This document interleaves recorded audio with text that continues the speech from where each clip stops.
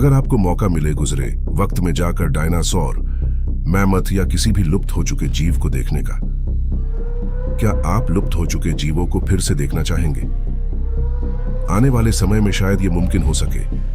खैर, हमने time machine की खोज तो नहीं की, मगर सेंटर फॉर पैलियोजेनेटिक्स के सहयोग से साइलाइफ लैब स्वीडन शोधकर्ताओं द्वारा किए गए एक हालिया अध्ययन में संरक्षित 130 साल पुराने तस्मानियाई बाघ के नमूने से सदियों पुराने आरएनए के अणुओं को सफलतापूर्वक अलग और अनुक्रमित किया है।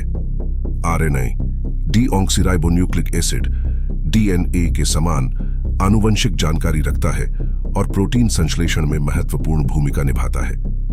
जबकि डीएनए में एक जीव का आनुवंशिक कोड होता है, आरएनए डीएनए से प्राप्त आनुवंशिक जानकारी रखता है, प्रोटीन को संश्लेषित करता है, जिसे एक जीव को जीवित रहने और कोशिका मेटाबॉलिज्म को विनियमित करने की आवश्यकता होती है।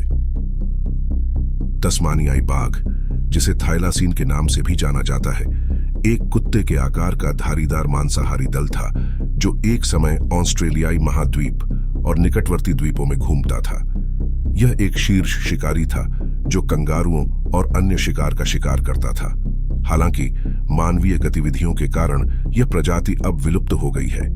इस उपलब्धि के बाद विलुप्त हो चुके जीवों को क्लोनिंग या अन्य माध्यमों से पुनर्जीवित किया जा सकता है। हमारे वैज्ञानिक क्लोनिंग द्वारा जीवों को जीवन देने में कामयाब रहे हैं, तो इससे लुप्त प्रजातियों के पुनर्जीवन की संभावना काफी बेअराच जाती है।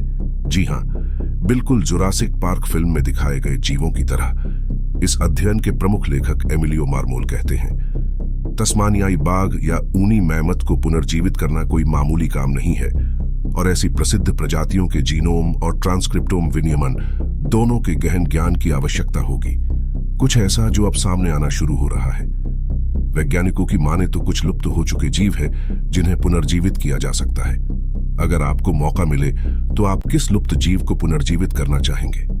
अपने विचार कमेंट में जरूर बताएं और अपने दोस्तों के साथ शेयर करें।